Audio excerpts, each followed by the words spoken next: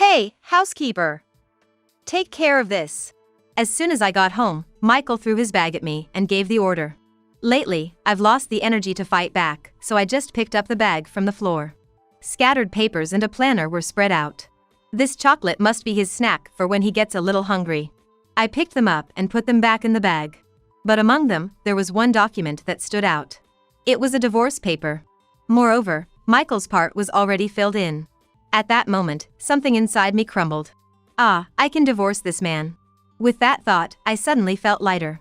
And then, I immediately took out a pen from the drawer and started filling out the divorce form. My name is Linda Smith, 35 years old. I work as an administrative assistant at an IT company. Fortunately, I am blessed with good coworkers and a pleasant work environment, and I am happy that I can live without major stress. For me, who quit my first job due to stress from human relations, my current company feels very comfortable. If nothing goes wrong, I'll probably work here for a long time. I've been thinking about this more and more. But I have a problem. I can't even get a boyfriend, let alone get married. It's not that I haven't had any opportunities to meet someone. There were company drinking parties, and blind dates my friends invited me to. I've had many chances to interact with men. In fact, most of my friends are married and even have children. So why not me? Do I have some crucial problem? Every time my friends announce their marriages, I agonize to the point of getting a headache. But then, my chance came. It was at a company drinking party. As usual, I was sipping my drink when a man sat next to me. That was the man who would become my husband, Michael. Linda, right? How do you know my name? Michael, who suddenly spoke to me. We were in different departments, so we had never talked before. I knew his name and that he was older and joined the company earlier than me, but nothing more. Oh, sorry. I just started talking to you out of the blue. Seeing my surprise, Michael explained why he had started talking to me and introduced himself. Apparently, he had been concerned about me always being alone at company drinks and during breaks. I hadn't thought of myself as being alone that much, but I guess that's how it appeared to others. After that, Michael and I continued our conversation without any awkwardness, thanks in part to the alcohol. At the end of the drinking party, we exchanged contact information, thinking why not. From that day on, Michael and I started talking more at work. We couldn't talk much during work hours, but we chatted during breaks and after work. Sometimes, if we bumped into each other at the nearest station, we'd go to the office together. As we continued this routine, we naturally grew closer and started dating after going out for drinks more often. Eventually, our relationship became known at work. My peers and juniors were quite surprised, as they hadn't expected me to date Michael. Michael remained the same even after we started dating. He was always kind and cheerful. Being with him felt comfortable, and I found myself increasingly attracted to him. I thought Michael seemed happier too, and that made me feel good. About 6 months into our relationship, Michael told me something. Hey. I actually have a kid. A kid? Michael had been married before, but divorced due to personality differences. He had custody and was raising his middle school-aged child as a single father. I've been thinking. I'd like to marry you someday, Linda. I had to tell you before it's too late. Sorry for springing this on you all of a sudden. I was definitely surprised. But I was also happy that Michael was thinking about marrying me and had shared his past and his child's existence, considering our future. Thank you for telling me, I said to Michael. After that, I started meeting Michael's child more often. His name is Noah. I thought he might reject me, being a middle schooler, but Noah accepted me easily. A year later, Michael and I got married. I felt an unprecedented exhilaration and joy at being united with the person I loved. I was truly glad I hadn't turned Michael away at that drinking party. However, my happiness was short-lived. After we got married, Michael's true nature gradually became apparent. After discussing it with Michael, I quit my job. It had been a fun workplace, but I wasn't overly attached to it. I decided to make a fresh start and stay at home. That meant my activities were mostly limited to housework and shopping. Having no particular hobbies, I spent my days without much to immerse myself in. But even I found a hobby eventually. It was painting. I started with pencil drawings out of curiosity, but soon got into watercolors. Before I knew it, my room was filled with watercolor paints, palettes, and brushes. I wonder if this is when Michael started acting strangely. Or maybe it's more accurate to say he started showing his true colors. The first sign of something amiss was when Michael left laundry scattered about. Hey, could you please put the laundry in the basket? Sorry. Since we hadn't lived together before marriage, it wasn't surprising that some sloppiness surfaced. I'm not perfect either. In fact, I was happy that Michael, who had always seemed so proper, was showing me this side of himself. It made me feel like we were really married. But no matter how much I asked Michael to put the laundry in the basket, he never seemed to make an effort. In fact, he started saying, "I'm tired from work, you could do it, right?"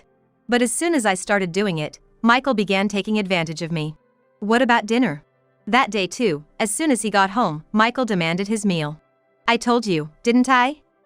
Dinner's gonna be late today because Noah's coming home late, I said. I didn't hear that. Are you sure you said it? I did say it. No, I definitely didn't hear it. My words fell on deaf ears, and Michael became moody. Dealing with a moody Michael is tough. He would ignore me when I spoke to him, handle things roughly, and stomp around. This behavior was stressing me out. And it bothered me how he would get in a bad mood over minor things. At first, I thought, maybe he's just tired today and tolerated it, but as the days passed, it became unbearable, and I started to speak up more. Hey, didn't I tell you to stop leaving your bag around? Sometimes things fall out, and it's dangerous. If you're gonna say that, then you clean it up. I'm tired from working every day. Unlike you, a stay-at-home wife who does nothing all day. What? What's with that tone? Anyway, if I don't bring home the bacon, there'd be no food or house for you. I thought we agreed I would quit my job. Yes. You're so annoying. Our conversation went nowhere. Am I saying something wrong? Do I really deserve to be yelled at like this? Every time I argued with Michael, I doubted my own judgment.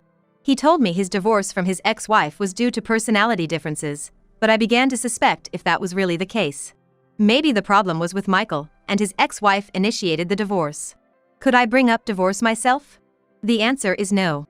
I had just finally gotten married, and now, having quit my job, the idea of going back to being single and independent was daunting. And I worried about Noah. The idea of his father divorcing and remarrying must be stressful. For now, I was relieved that Michael didn't raise his voice in front of Noah. It's wrong to think he can do anything in front of me, but it's good that he behaves normally in front of Noah, a basic expectation of a parent, but still, I'm grateful. I should just endure everything. It's my fault for ending up with such a man. Eventually, that thought began to dominate my mind. About 6 months into our marriage, Michael started coming home extremely late. Although there were some overtime at his company, staying out till late night was not typical. Yet Michael would text me, "I'm gonna be late tonight." Might even be past midnight.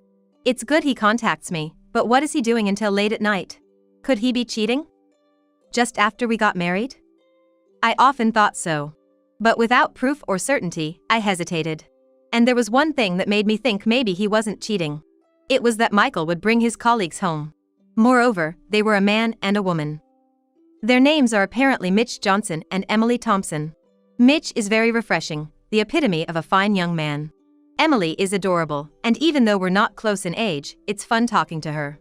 Both of them are in the same department as Michael, so they weren't exactly acquaintances.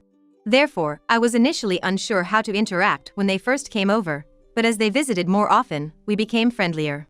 "Linda, let me help you wash the dishes." "Oh, you don't have to do that." "No, please. I want to help since I'm visiting." "Really? Well then, I'd appreciate your help." Emily often helped with washing the dirty dishes and glasses, and preparing drinks and snacks, while Mitch would talk to or take care of Michael when he was drunk. Honestly, if it weren't for Mitch and Emily coming over, I would have to entertain by myself, and that would be quite a hassle. "Mr. Smith, you're drinking too much. Don't make your wife worry, okay?" It's fine. She's okay with it." Mr. Smith. While Emily and I were in the kitchen, such conversations would sometimes drift over to us. Given his past behavior, I thought Michael really didn't care about me, but Emily surprised me with her comment. "It's because of a good relationship between spouses that he can say such things, right? Mr. Smith always talks about you, you know? Saying things like how delicious last night's dinner was, or how you always care for him and make him feel comfortable at home." I couldn't believe Michael was saying such things. "Michael talks about me like that?" "Yes. He talks about home every day." "It sounds so fun. I wish I could have a wonderful family like Michael's." "Is that so?" My feelings were complicated. My home life was anything but fun. I didn't want anyone to aspire to have a family like mine. But I guess Michael had to maintain his image at work. I didn't reveal the truth, just quietly listened to Emily's stories. Well, it's understandable to think it's a happy home if you don't know the inside story. At the dinner table with Michael, Noah would also occasionally join in our conversations, making the atmosphere very pleasant. Mitch and Emily were always kind to Noah. Noah's in middle school, right? Yes, he's in middle school. Wow, so young. You're still young too, aren't you? I found such conversations very enjoyable. On the days Mitch and Emily visited, I felt quite relieved. At first, Michael brought Mitch and Emily over without telling me. Honestly, it was hard to accept at the beginning. But I'm glad I didn't turn them away. However, Michael's attitude didn't change even when Mitch and Emily were there. Being with his subordinates and under the influence of alcohol, he never seemed to be in a bad mood, which was good. But seriously, my wife. She's totally useless. Drunk, Michael began showing his true nature. Mitch and Emily seemed to take his words as a joke. Come on, Mr. Smith. What are you joking about? Your wife is a wonderful person, isn't she? Right, Emily? Yeah, really admirable. No, you shouldn't admire someone like her. You'll regret it in the future, huh? Come on, Michael, you're drunk again. Mitch and Emily seemed to think Michael was disparaging me because he was drunk. Indeed, they probably thought so because they always heard good things about me at work. But I knew they meant no harm. I had become accustomed to Michael speaking ill of me, so I could only smile quietly along with them. Years later, time flew by and Noah graduated from middle school, then high school, and went on to college in the city. After 4 years, he graduated and started working for a local company, renting a house near our home. Initially, I suggested he could live with us, but Noah wanted to experience living alone. I respected his wishes and accepted his decision. Michael's behavior remained the same. By this time, he had been promoted to department head and seemed to have more subordinates than before. He sighed more and became more careless with things. But his attitude towards me didn't get worse. I thought he might take out his accumulated stress on me. As usual, Michael often brought Mitch and Emily over for drinks, and he started coming home after midnight more often than before. I figured he was probably relieving his stress in his own way. Then, after a few more years, I received a call from Noah. Mom, I'm getting married. Married. Congratulations. I couldn't believe Noah was getting married. Time really flies. It seems like just yesterday he was in middle school. He told Michael about it too, and Michael seemed happy. From that day, preparations for the wedding began, including helping with arrangements and meeting his fiancée. Michael was busy, so I was mainly the one helping out. During the planning, we decided to invite Mitch and Emily as they had been a great help. They both attended the wedding, looking very smart. And once again, they took care of a drunk Michael. Honestly, it was embarrassing to have him drunk at such an event. But thankfully, Mitch and Emily handled it well, preventing any awkwardness. Especially Emily, who stayed close to Michael the whole time. They seemed to have a lot of physical contact, but maybe Emily was just a bit drunk. I didn't mind and just watched them. After a few hours, the wedding ended and Michael and I headed home. He must have drunk a lot. Michael slept in the back seat all the way home. When we got home and entered the living room, Michael suddenly threw his bag at me. Ouch! What are you doing? I turned to look at Michael and he was chuckling. Hey, housekeeper. Take care of this. Told so, I looked at the bag on the floor. Exhausted as I was, I didn't argue and just picked up the bag. Scattered around were documents and a planner. Maybe this chocolate is for when he gets a little hungry. I gathered them and put them back in the bag. But then, I found something unusual. It was a divorce paper. Moreover, Michael's part was already filled in. What is this?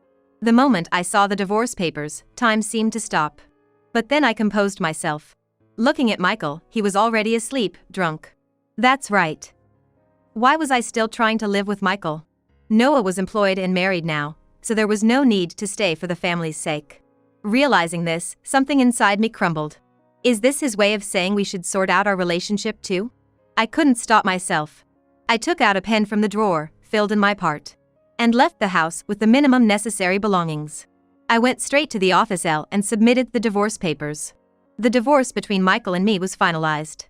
I couldn't believe Michael had prepared divorce papers, wanting to end our marriage. All my efforts over the years felt in vain. Leaving the office, I headed to a motel to stay for a while. After checking in, I went to the room. overwhelmed by exhaustion. Without even taking a bath, I fell asleep. The next morning, it wasn't an alarm or voices that woke me, but my phone ringing. It was Michael's name on the screen. I stepped out of the booth to a quiet spot. Hello? Hey! Linda! Where are you? I'm at a motel. Why are you at a motel? Come back home. Home? We're not a couple anymore. What? Michael must not have expected me to file for divorce. We're not a couple anymore? You know, the divorce papers in your bag, I submitted them. You wanted a divorce, right? Well, now you have it. That divorce paper, it wasn't meant for that. Then what was it for? Michael didn't say anything. I assumed he wanted the divorce. You're not saying anything. Okay, I'll come by to pick up my things later. I hung up. But the calls didn't stop. Even when I was out looking for a room or job, the phone kept ringing. Just when I thought it had stopped, Noah called. I thought he might be calling because of Michael, but I couldn't ignore my son. I immediately answered the phone. Noah? What's up? Mom. Dad told me you haven't come home? Not come home? Well, your father and I are divorced. Didn't you hear? What, divorced? Noah seemed unable to accept the fact that I had filed for divorce. Why? How could you, all of a sudden? Your dad, well, let's meet and talk about it. Can you come to the house today? I decided to call Noah home to explain the divorce to him and Michael in person. Noah agreed, and we met after his work to go home together. Michael was quite surprised to see me back without notice. Hey! Linda! Why did you just leave all of a sudden? I entered the living room and sat on the sofa. Understandably, the other two were quite bewildered. Yeah. Why suddenly decide on divorce? Well, because your dad filled out the divorce papers. What? Dad did. Noah looked at Michael in shock. Michael appeared uncomfortable and evasive. That was not really serious. I saw your signature on it. It seemed pretty serious to me. I pointed out, and Michael looked down. I had evidence that made me believe those divorce papers were meant seriously. You know, you were cheating with Emily Thompson, right? What? I knew about Michael's affair with Emily. It was obvious from how close they were and the excessive physical contact. I had thought it was just because they were drunk. But I couldn't shake off my suspicions. Thinking there might be a chance, I peeked at Michael's phone while he was asleep.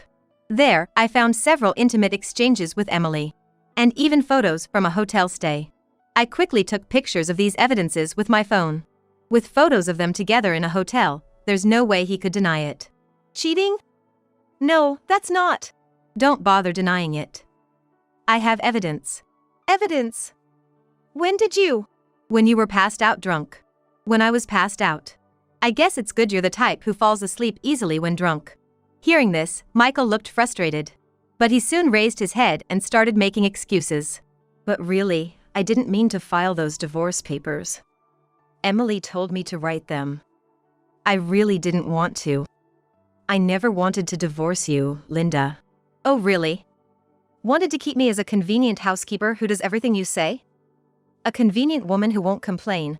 That's not it. I really didn't want to divorce you. Michael kept insisting he never wanted the divorce. Indeed, I thought, why would anyone let go of someone who does everything they say? But it didn't matter anymore. Adults should take care of themselves to some extent. No matter what Michael says, the fact that he referred to me as a housekeeper remains. They say the truth comes out when you're drunk, and it sure does. You know, even if you didn't intend to divorce, signing the divorce papers is considered as having that intention, right? What? Really? You're old enough to know this, aren't you? Truly an embarrassing adult. I sighed without thinking. So that's that. Oh, and since you were cheating, I'll be getting alimony from both you and Emily, just so you know. Alimony! But, of course. Don't even think about running away. I'll consult a lawyer and make sure you face the consequences. Michael probably never imagined it would come to this. If he hadn't thrown his bag at me after the wedding, maybe things wouldn't have ended up like this. But then again, cheating and throwing bags at people is questionable behavior in the first place. It's a stark reminder of how one action can drastically change the course of your life. Afterward, at Noah's suggestion, I decided to move in with him in his house. I was worried about being a burden, but he said, no way. My wife likes you a lot, and I think she'd be happy to live with you. So I gratefully accepted his offer.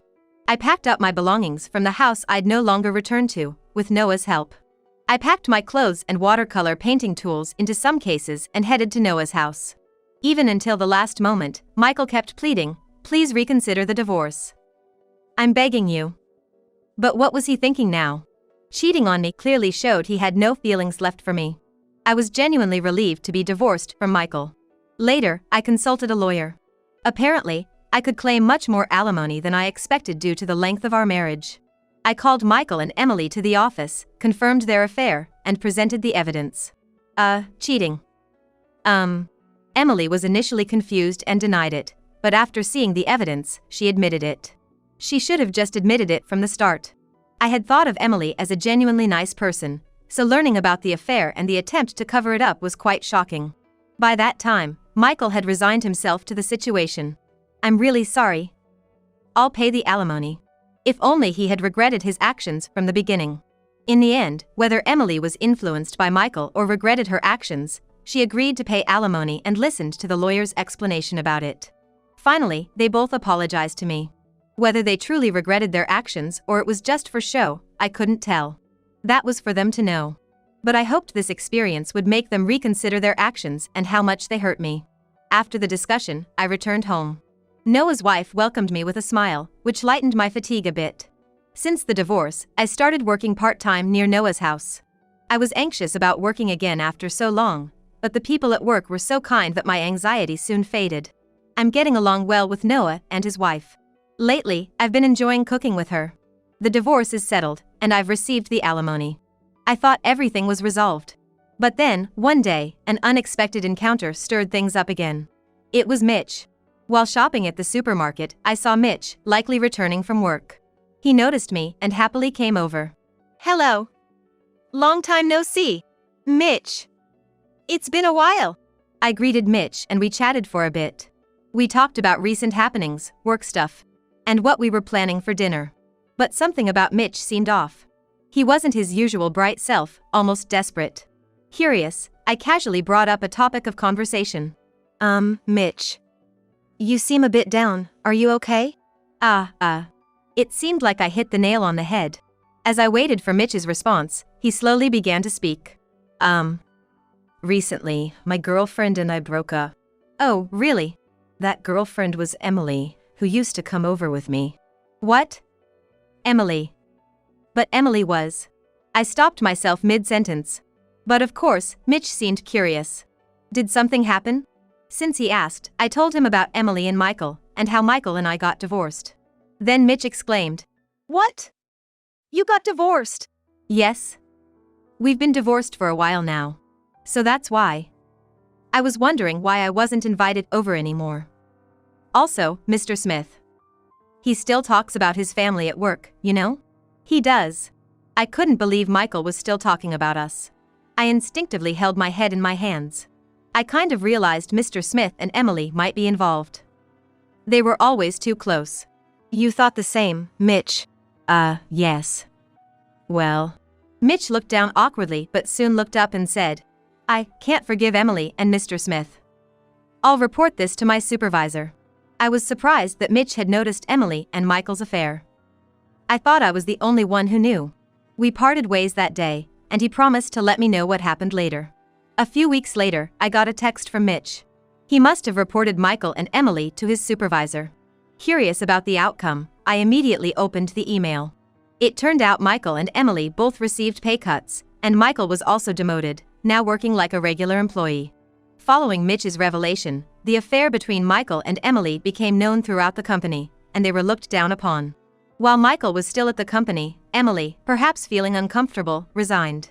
I was surprised Michael hadn't quit, but perhaps he realized he couldn't get a stable job elsewhere. I wondered how long he could keep it up.